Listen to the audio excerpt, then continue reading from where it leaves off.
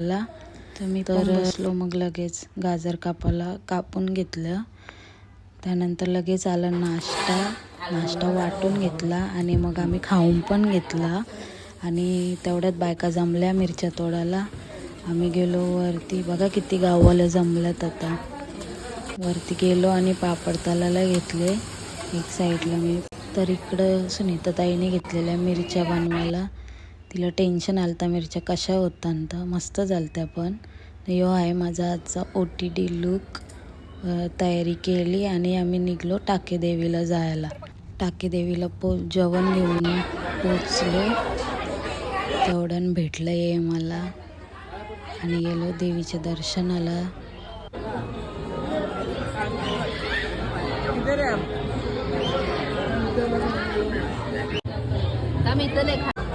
तर आपली पालखीवाली पोरं बसलेली जेवायला सगळी. तर जेवत होती. लगेच आम्ही पण जेवून घेतला तिथंच. त्यानंतर मग लगेच यांचा आई संचा केला सन्मान चिन्ह देऊन आणि मग आलो घरी आलो. दमयंती बहिणीची केली हेअरस्टाईल. त्यांना जायचं होतं साखरपुड्याला. त्यानंतर संध्याकाळची आम्ही निघलो जायला महडला. तर महडला पोचलो आम्ही. भरपूर गर्दी होती आज. खूप म्हणजे खूपच गर्दी होती. एवढी गर्दी कधीच मी महडला बघितली नव्हती.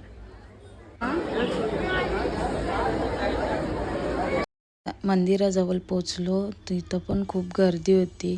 त्यानंतर प्रवेशद्वाराजवळ पोचलो. तिथं पण खूप गर्दी होती. आम्ही थांबून राहिलो. तेवढ्यात लगेच आमची आली पालखीची पोरा सगळी.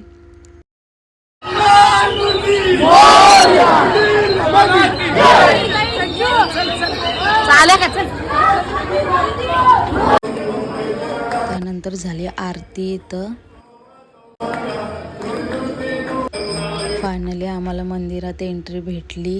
त्यानंतर मंदिरात पण आरती चालू होती. त्यानंतर पालखीचं दर्शन घेतला आणि गणपती बाप्पाचा पण दर्शन घेतला आणि आलो जेवणाच्या इथं. ही लास्टची पंगत होती. आम्ही वाढून घेतला आणि जेवून पण घेतला आणि निघलो शॉपिंगला. त्यानंतर केली थोडीफार आणि निघलो घरी जायला. घरी पोचलो तर शिंजो आला लगेच शेपू टालवीत आणि इकडं आईसा बसलेल्या. तर कसा वाटला तुम्हाला आजचा हा ब्लॉग कमेंट करून नक्की सांगा. Bye bye.